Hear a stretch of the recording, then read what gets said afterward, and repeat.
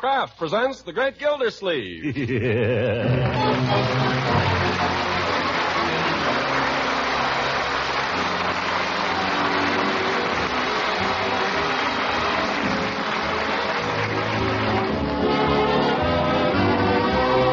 The Kraft Cheese Company, makers of Parquet margarine and a complete line of famous quality food products, presents Harold Perry as The Great Gildersleeve. Kraft brings you The Great Gildersleeve every week at this time, written by John Wheaton and Sam Moore, with music by Claude Sweeten.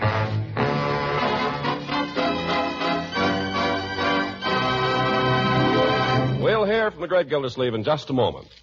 With quality foods in such big demand, it's only natural that more and more families should want to buy Parquet margarine. Parquet's quality is known from coast to coast, and Parquet's delicious flavor is preferred by millions to any other brand. So that explains in large part why you can't always get Parquet margarine these days at your favorite food store. It's simply because more and more families are buying this spread that tastes so good. Kraft wants to assure you, however, that everything possible is being done to keep dealers supplied. All available Parquet margarine is distributed fairly and equitably. So if you can't get Parquet the very first time, try again, won't you? The chances are that right soon your dealer will have a new supply. Look for and ask for Parquet, the nourishing spread that tastes so good.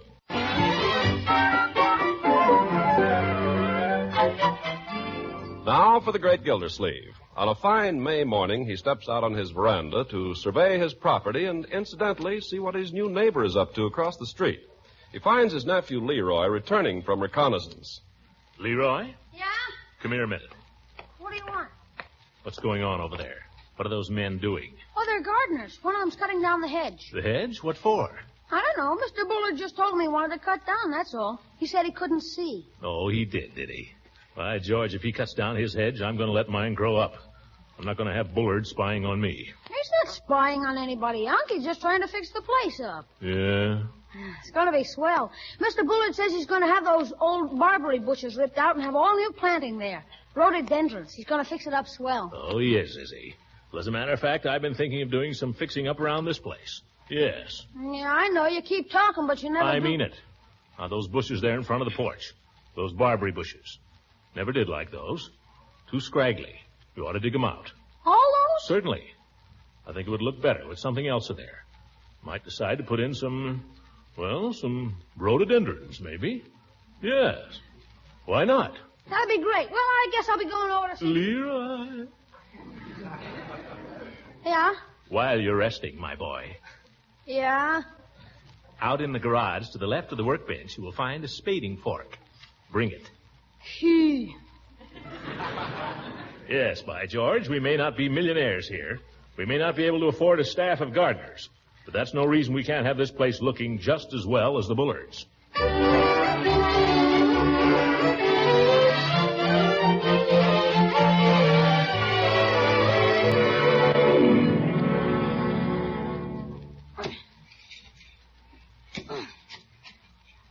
Honest, Unc, this ground is so hard you can't even... You're not handling the fork right, Leroy. I'm not? No.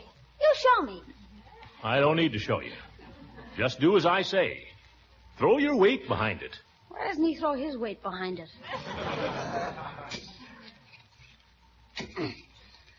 Confound it, Leroy, you're not trying. I am so. Don't just peck at it.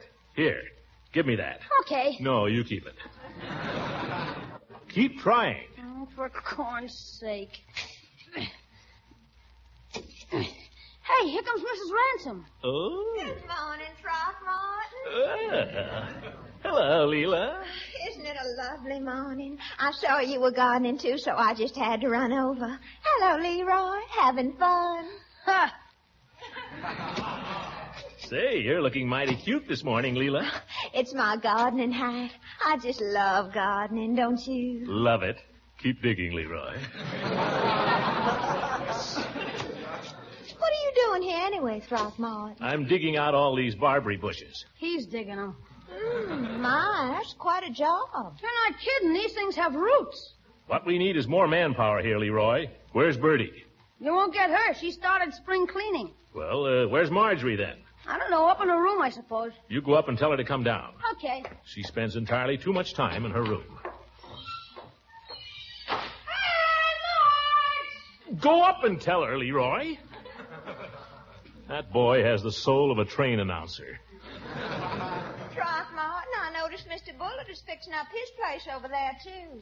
So I noticed. Well, I believe he's even got a man digging out his barberry bushes. Yeah, well, monkey see, monkey do.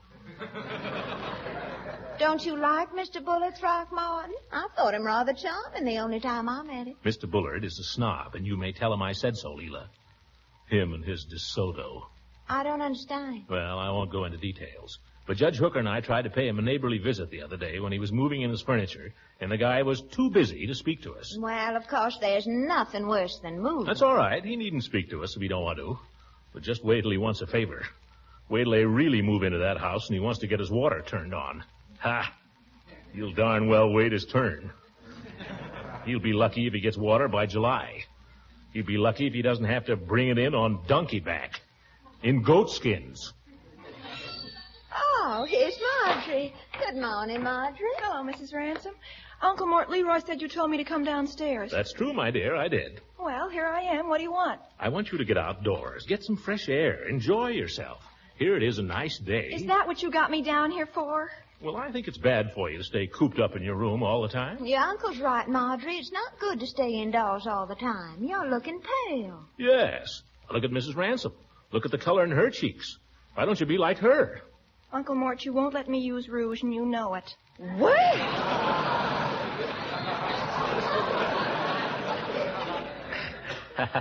Now, my dear, I'm afraid you misunderstood. I just don't want you locking yourself up in your room all the time. Will you kindly tell me what else there is to do in this town? Well, there are lots of things. Name one. Well, you could do a little gardening. I loathe and despise gardening. Oh, but gardening can be fun. Now, Leroy's been helping me here. Yes, and why do you think he's hiding upstairs right now? Why, the little... Here's Leroy now. Yeah, you see? Hey, everybody, listen to this. Dear Diary. Leroy! What is there worth living for? There's not a boy in this town you can have an intelligent discussion with. Leroy! All the cute ones are in the army, and all the intelligent ones are Leroy, give me that! Leroy... Okay. Leroy, I hate you. What did I do? I think you're all hateful, all of you. Why, Marjorie, honey, Don't honey me. If there's one thing I can't stand, it's sympathy. What's the matter with her? She's going up to her room again, Unc. Yes, young man, and you're going up to yours. Oh, And wait for me there. gosh, Unc. I didn't know I was doing anything wrong. Just found the diary lying there, and I thought you'd like to hear it, so I just do, okay, I'll go.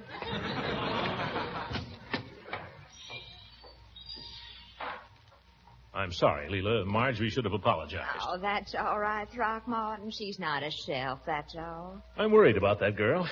I don't understand her. All she does is stick around the house and mope and read. Too much reading isn't good for a girl at that age. It gives them ideas. I wouldn't worry. I wouldn't worry, Throckmorton. She'll forget it all. Gracious, I've forgotten every word I ever read. Tell me, how old is Marjorie? Why, let's see. She's 16, I guess. I don't know. Well, no wonder. No wonder what. Down where I come from, Throckmorton, girls start getting married when they're 14. Huh? And at 15, they worry about being old maids. I don't see what that's got to do with Marjorie. Did it ever occur to you that she might be human? Huh? Think it over, Throckmorton.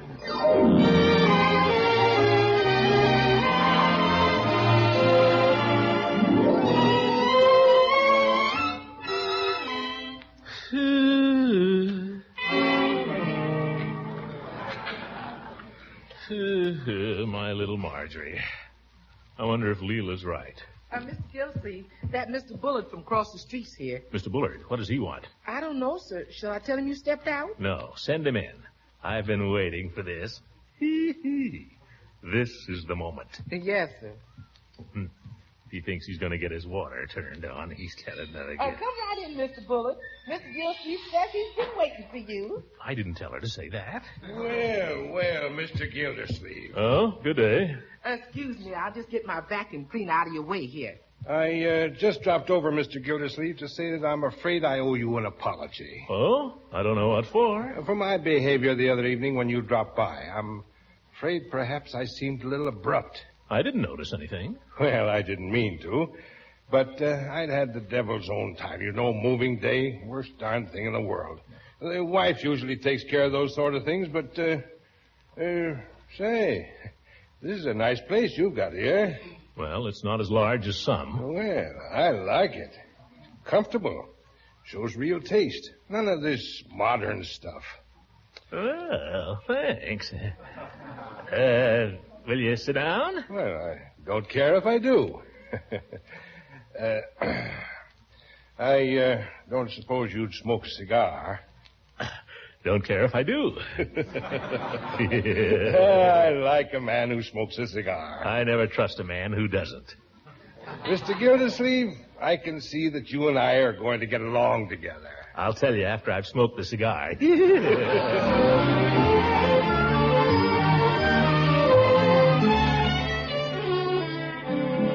So, as I say, we haven't got the place straightened out yet, but we're moving in today anyway, the whole kit and caboodle. Well, I hope you and your wife are going to like it here in Summerfield. Oh, we'll like it. I was brought up in this town, you know. The only one I'm concerned about is my oldest boy, Marshall. He's been going to prep school in the East, and now he's switching to public school, and, well, it'll do him good, I say. May knock some notions out of his head. How old did you say he was? 17. Very difficult age. You're telling me. I have a niece here who's 16. Well, that's fine. Maybe we can get them together one of these days, huh? Yes, indeed. Yes, indeed. Well, mighty glad to meet you, Mr. Gildersleeve. Mighty glad to meet you, Mr. Bullard. I expect we'll be seeing a lot of each other now that we're neighbors. Yes, indeedy. Now that you know the way, come often. You know, I'll tell you something. The first time I saw you across the street, I didn't think I was going to like you. I'm going to tell you something. I didn't think I was going to like you either. Well, it just goes to show. Oh, by the way. Yes? You said you were with the water department, didn't you? Yeah, I'm in charge of it. Well, I feel like a fool. I forgot to do anything about getting my water turned on, and now... don't give it a thought. The whole thing will be attended to. You sure you don't mind? Mr. Bullard, it'll be a distinct pleasure. I'll even waive the customary deposit.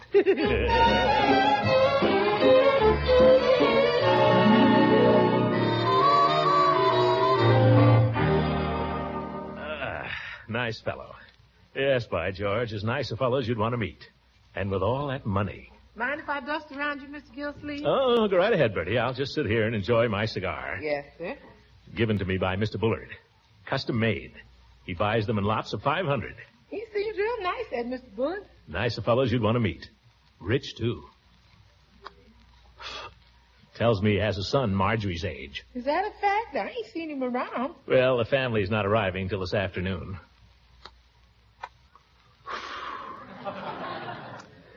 Our little Marjorie's growing up, you know, Bertie. Well, it happens to all of them.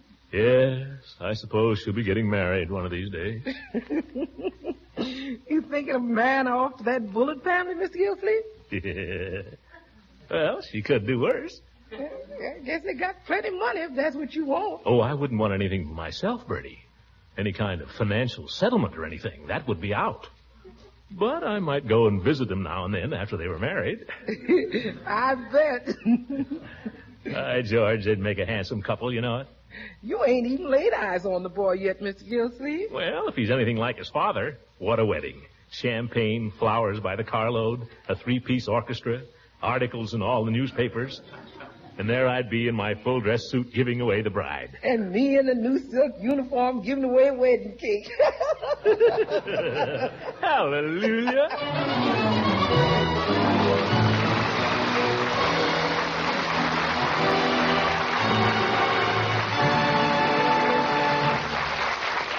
Greg Gildersleeve will be with us again in just a few seconds.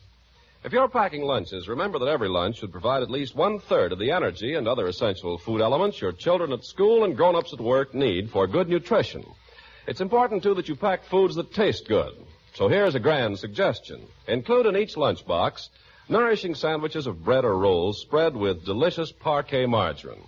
Parquet tastes so good and is so high in food energy value, too, it's doubly sure to satisfy hungry appetites. And remember, Kraft fortifies every single pound of Parquet with 9,000 units of vitamin A. So in meals you serve at home and in the lunches you prepare for school or work, be sure to include Parquet, the nourishing spread that tastes so good. Buy Parquet, the delicious spread millions prefer to any other brand. Parquet, Parkay, made by Kraft.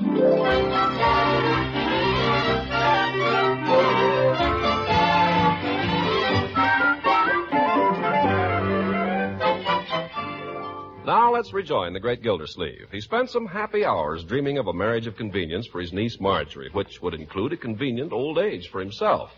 Now it occurs to him to take steps to make his dream an actuality, so we find him arriving at Peavy's drugstore to consult the oracle. Well, where's Peavy? An early summer nap, I guess. Oh, Peavy. Peavy. Ow! Sorry to disturb you, Peavy. It's you, Mr. Gildersleeve. What can I do for you this afternoon? Peavy, how do you think you're going to get anywhere in business if you spend your time asleep in the back room? You'll never get rich that way. Well, now, I wouldn't say that. I suppose you're going to say you weren't asleep. Well, no, I wouldn't say that. I was leaning back in the chair out there, and I may have dropped off just for a minute. What time is it? 3:00. Back room must be stuffy. I went out there about 12:30. Well, sir, what can I do for you? Well, as a matter of fact, I wasn't going to buy anything, Peavy.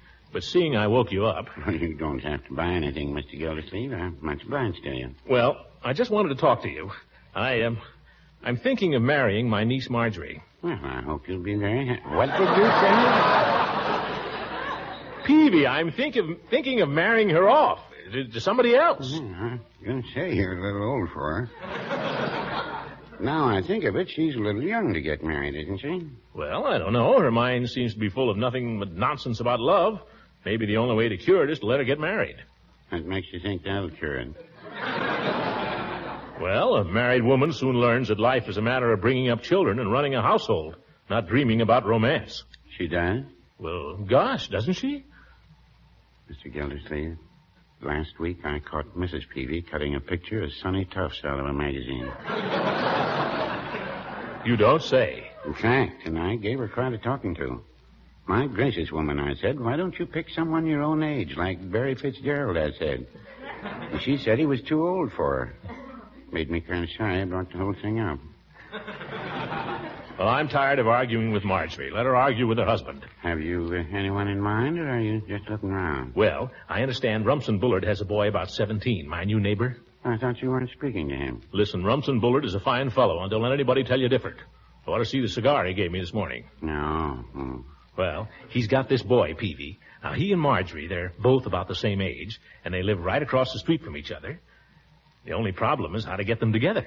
Mr. Gildersleeve, I'd say all you have to do is just let nature take its course. Nature? That's no way. No, I wouldn't say that. Nature's a powerful force, Mr. Gildersleeve. Look at Niagara Falls. Drip, drip, drip for 3,000 years, but she made it.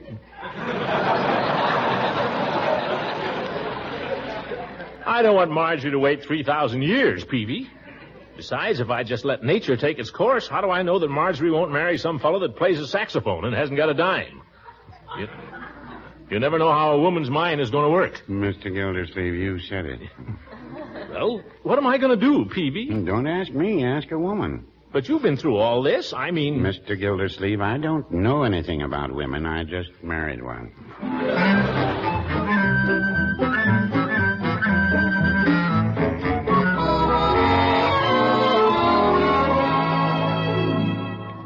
Anyway, what I'm trying to tell you, Leela, is that I think you're right. Marjorie ought to get married, and I've picked out the man. Oh, Throckmorton, how exciting. Who is he? Rumson Bullard's older boy. I was wrong about Bullard. Nice family. Well, how old is the boy? 17.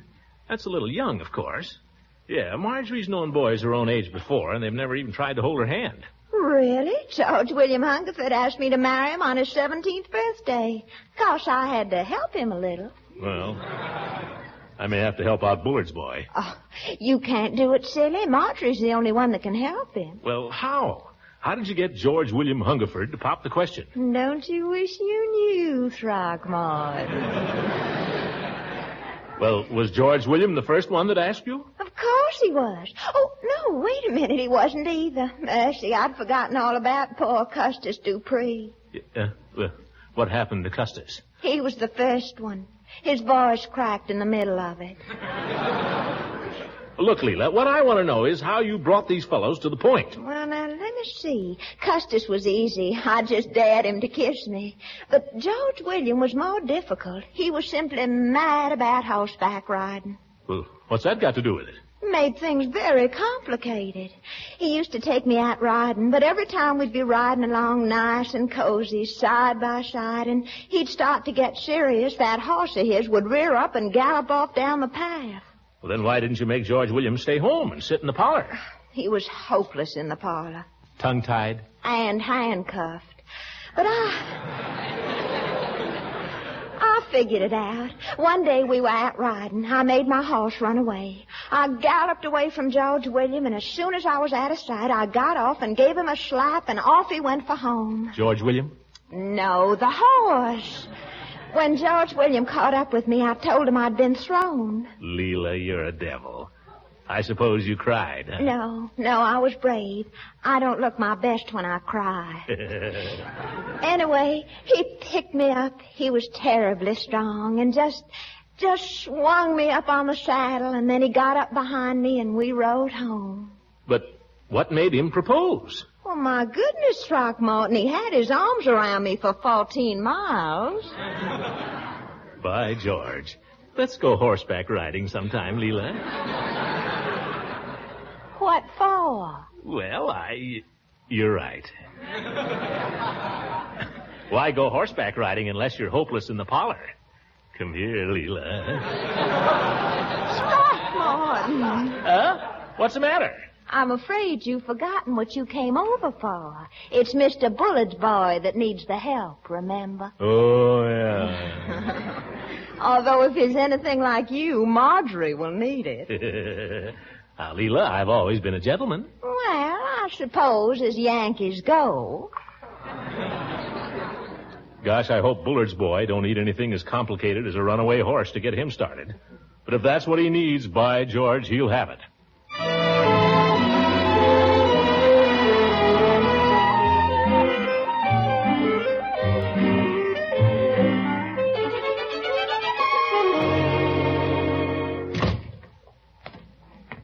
Bertie, supper smells good. Shoulder of lamb, Mr. Gillsleeve. Mighty funny, all of a sudden all the lambs got shoulders, none of them got legs. Well, the legs have gone to war, Bertie. Where's Marjorie? She's out in the backyard with some boy. Some boy? What boy? I don't know who he is, Mr. Gillsleeve. They're just out there sitting in the swing talking. You can see him from the window here. Huh? Where? Let me see, Bertie. Well, I don't like his looks. I'll send him home, that's all. Gee, wait a minute. Maybe that's young Bullard. Is that who it is, Bertie? I don't know, Mr. Gillsleeve. Leroy might know. By George, the kid looks like Bullard. I wonder... Leroy! Leroy here? Yes, he's around somewhere. Leroy! You calling me, Unc? Yes. Who's that boy out there with Marjorie, you know? That's Marshal Bullard. He came over about half an hour ago. Well. Maybe nature's not so bad after all. Huh? Nothing, Leroy. That's all, my boy. Okay. Gosh, I thought he wanted me to do something. Well, Bertie, that's the young man. Marshall. Marshall and Marjorie. Make a fine-looking couple, don't they? They might in a few years. Oh, sooner than that, Bertie, sooner than that. By George, I think I'll just tiptoe out there and see how they're doing. Do you like music, Marshall? Yeah. I'm crazy about Brahms and Chopin. Do you like that kind of music? Oh, I like classical music, but not for a steady diet. Well, I don't want to give you the wrong impression. I'm not exclusively classical. Oh, don't get me wrong, Marjorie. I'm not knocking classical. Oh, no. I love the Basie record of 1 O'Clock Jump. All his records are great. I think so, too. I saw him in New York once, at Radio City. Did you? Gee, I've only heard his record. He looks just like his pictures. Do you like Artie Shaw? I like him pretty well.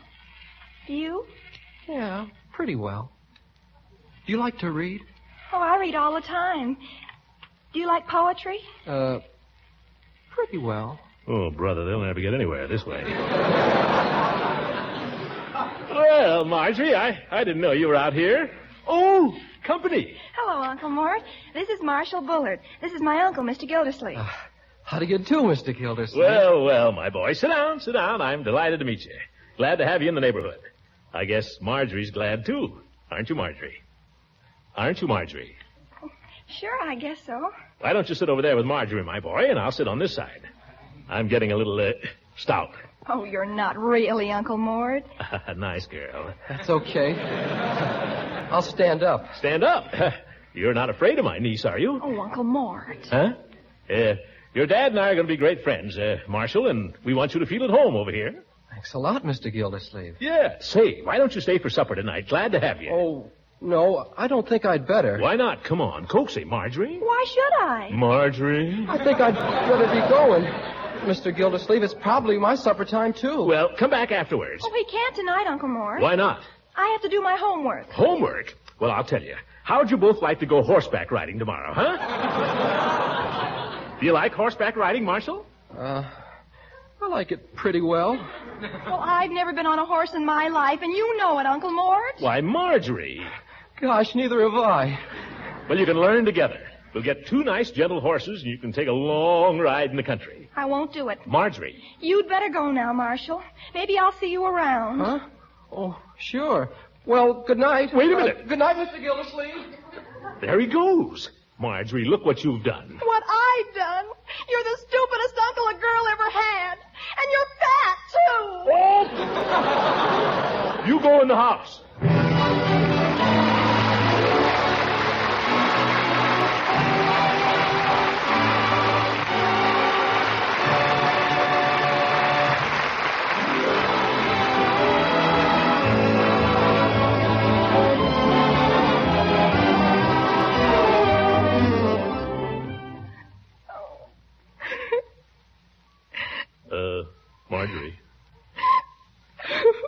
Marjorie, if I've done anything, I'm sorry. It was all my fault. I guess I just haven't any tact, that's all. I guess I'm just a blundering idiot. I guess I'm just a fat old fool. But you don't have to sit there and agree with me. We were getting along so nicely. Now he'll never come back again. Don't you worry. I'll fix it all up for you. Oh, no. Well, you cheer up right now, young lady, or I will. Oh, no, please. I'll be all right. I'm fine now. I feel wonderful. Promise you won't say anything to Marshall. All right. All right, George, don't tell me I don't know how to handle kids. Good night, everybody.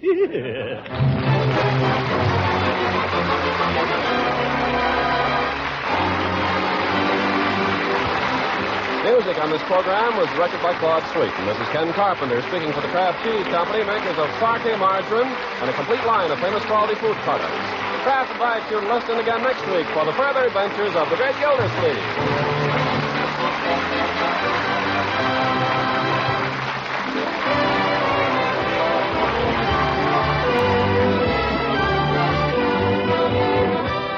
In these days of food shortages, certainly no one's wasting important leftovers. But do you know the trick of making leftovers not seem like leftovers at all? It's easy with Pabstet, the delicious cheddar cheese food. First, make a luscious golden cheese sauce with Pabstet and a little milk. Then pour this tempting Pabstet cheese sauce on leftovers of meat, fish, vegetables, or rice, fixed any way you like. Presto, Pabstet has helped create a brand new main dish, rich in mellow cheddar cheese flavor.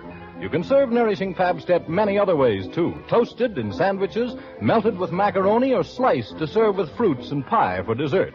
You can buy Pabstet in 2 delicious varieties. Golden Pabstet in the yellow package and Pimento Pabstet in the red package. Treat your family to both kinds. Ask for Pabstet, the delicious cheddar cheese food.